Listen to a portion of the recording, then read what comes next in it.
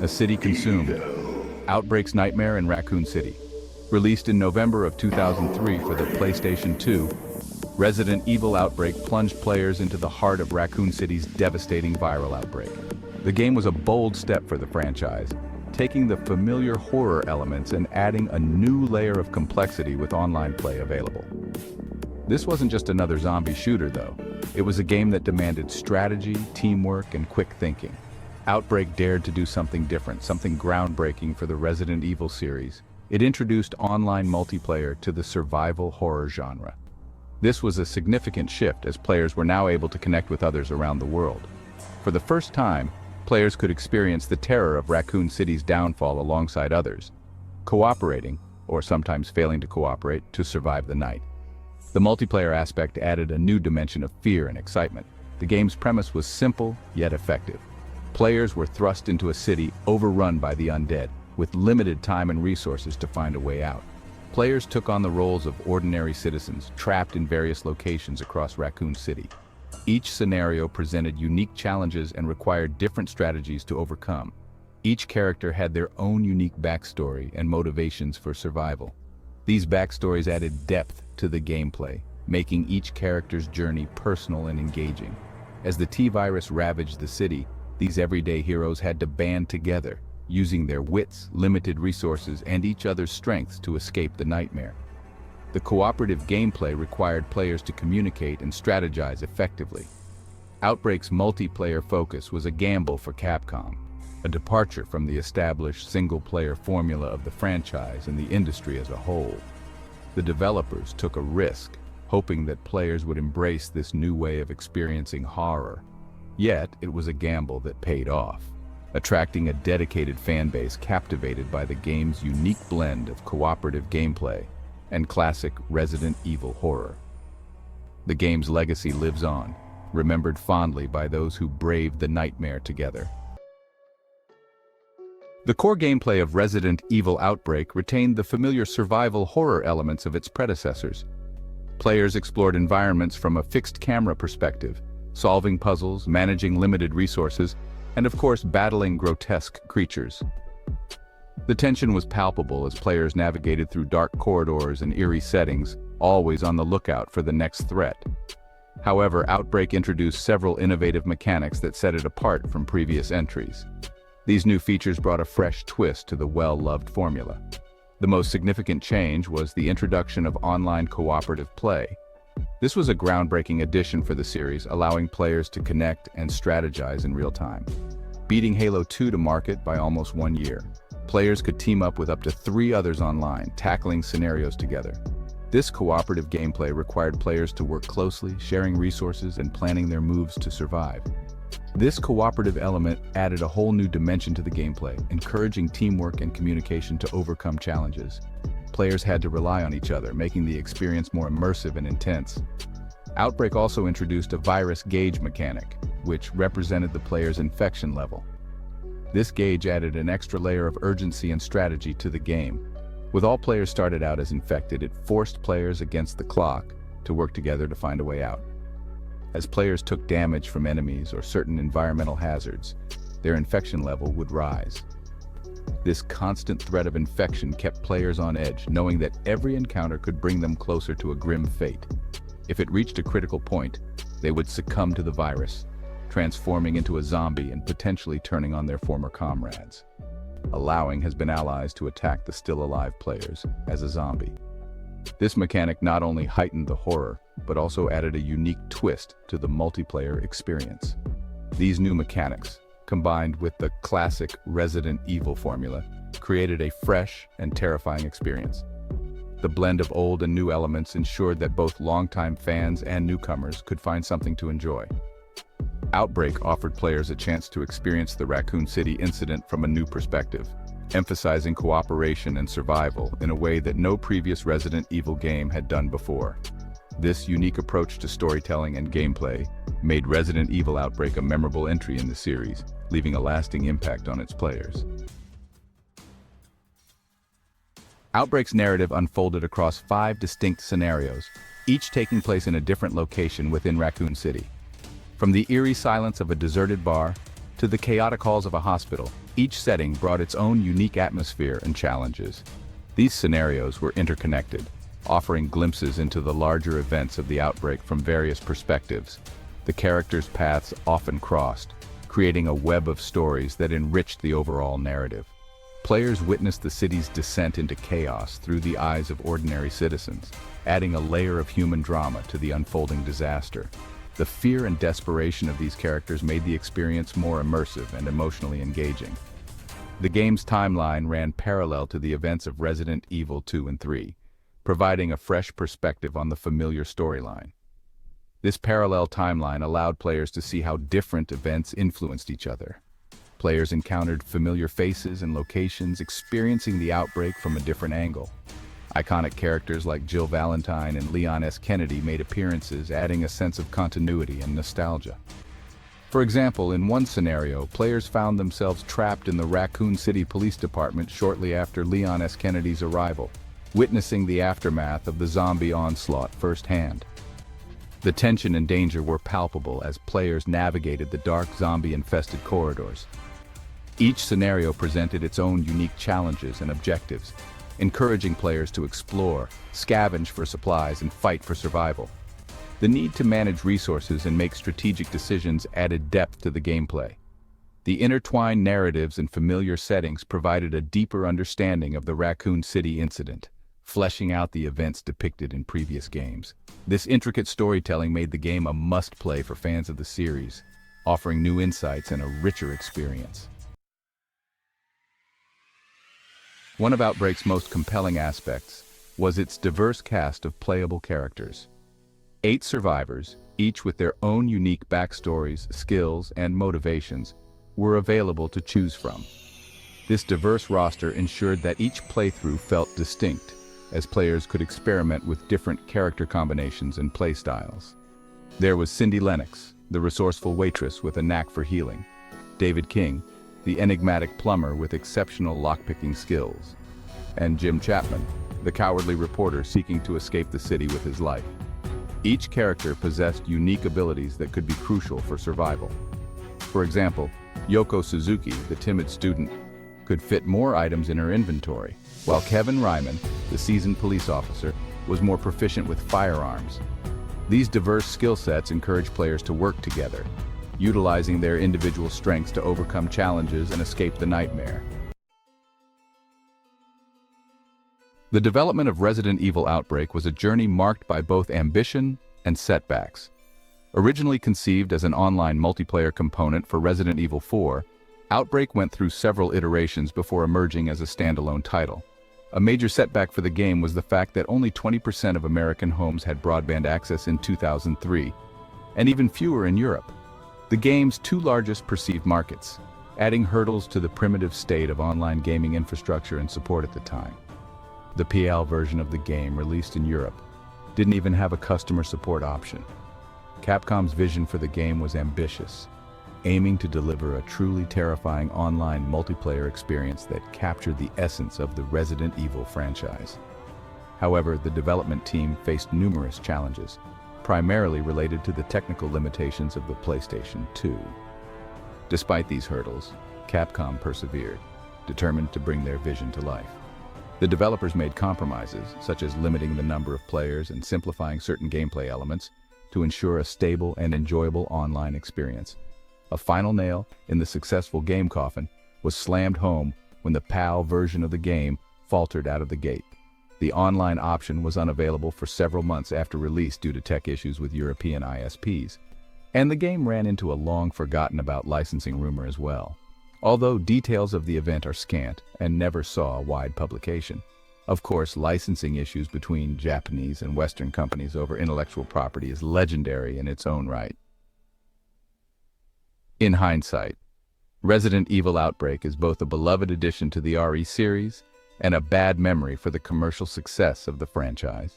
The game literally choked on its own successes, being released about 2 years early for it to have the impact and success that this title deserved, due to limited broadband access in its largest markets as well as facing hardware limitations with the PS2 platform.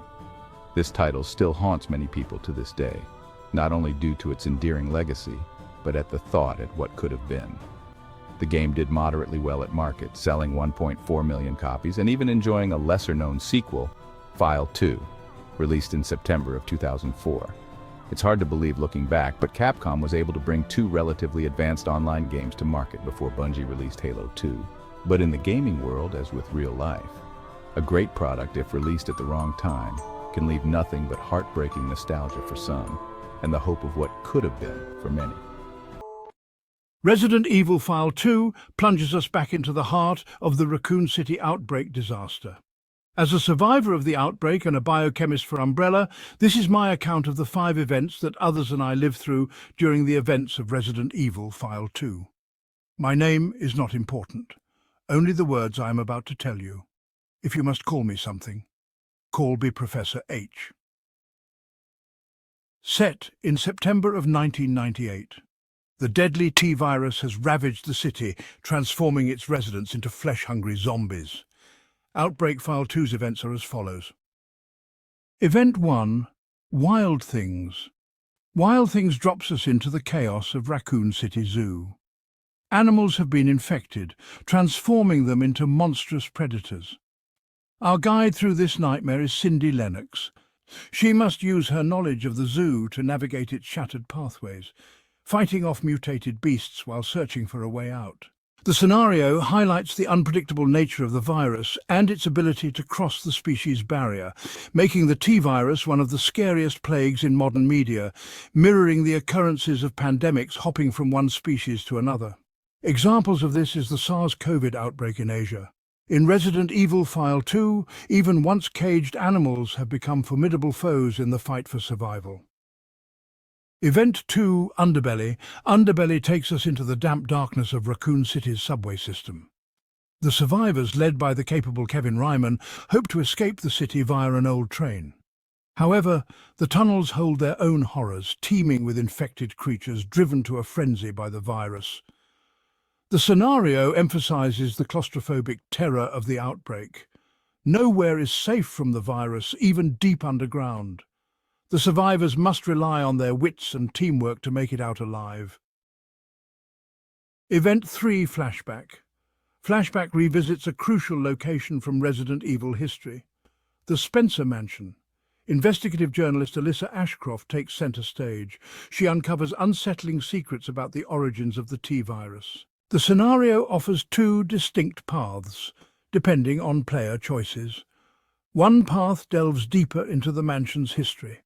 The other focuses on escaping the horrors within. Flashback intertwines with the present-day outbreak narrative, providing chilling context to the events unfolding in Raccoon City. Event 4, Desperate Time. The line needs to be held at RPD for the city to survive. Desperate Times throws us into the heart of the Raccoon City Police Department. You join a group of survivors, including the enigmatic David King, as they fortify the police station against relentless waves of zombies. Resources are scarce, but you have to make do with what you have. Stick together, and you just might make it through this. The survivors must work together to defend their position. Every second counts. You can't let your guard down, not even for a moment. This scenario showcases the desperate struggle for survival within one of Raccoon City's most iconic and defensible locations. The end-of-the-road event delivers the climactic confrontation. The survivors descend into the depths of an Umbrella Corporation facility. They come face-to-face with the terrifying Tyrant, a bioengineered weapon of immense power. This final battle will determine their fate. The scenario offers multiple endings, determined by player choices and actions throughout the game. It provides a heart-stopping conclusion to the harrowing journey through the outbreak. Resident Evil File Number 2 features a wide range of characters, each with their own motivations and backstories. These characters, along with others, represent the human cost of the outbreak. They are ordinary people thrust into extraordinary circumstances, forced to confront their fears and fight for their lives, trying desperately to flee a city overrun with the undead, and hours away from destruction by the military. One of the most engaging aspects of Outbreak File Number 2 is its multiple ending system. Each scenario offers different outcomes depending on player choices and performance. Success might mean escaping the city on a helicopter. Failure could mean succumbing to the virus or being left behind in the chaos. These branching paths encourage replayability. The game challenges players to explore different strategies and strive for the best possible ending for their chosen characters. Released in 2005 for the PlayStation 2 in the American market, Resident Evil Outbreak File 2 continued the story established in its predecessor. The game built upon the innovative online cooperative gameplay that defined the Outbreak series. Developers listened to fan feedback, refining the control scheme and introducing new features, including additional scenarios and playable characters, even going as far as to include a more robust item combination system. While Outbreak File 2 maintained the core survival horror elements of the franchise, it also emphasized teamwork and strategic decision-making. This provided a unique and terrifying multiplayer experience within the Resident Evil universe. Although arguably a better game than Outbreak, File 2 faced an uphill battle for breathing space due to the release of Halo 2 and other online games. Capcom had a one-year gap to exploit before Halo's release. In order for the series to succeed, Capcom and PlayStation would have to mount a three-pronged attack at yet-to-be-released Halo and Microsoft. Firstly, Capcom would have to build a loyal fan base for Outbreak. Secondly, they would have to advertise File 2, explaining its updates and improvements from the first game. And finally, PlayStation needed to steer players to purchase the online adapter needed to play the game. Capcom was able to do a good job at building a loyal fan base, but its faltering at advertising File 2 in Japan, coupled with PlayStation's inability to get people to buy the online adapter, meant that the Xbox was primed for domination at the release of Halo 2. Like the previous installment, File 2 featured a large supporting cast, all of which were playable at startup. In addition, with a save file from the first game, it was possible to import the supporting cast from the previous Outbreak. As the virus continued to spread, unseen battles raged on in the shadows of Raccoon City. The supporting cast, each with their unique backgrounds and skills, played crucial roles in the fight for survival. These characters, whether a seasoned police officer or an ordinary civilian, brought their own strengths and vulnerabilities to the table.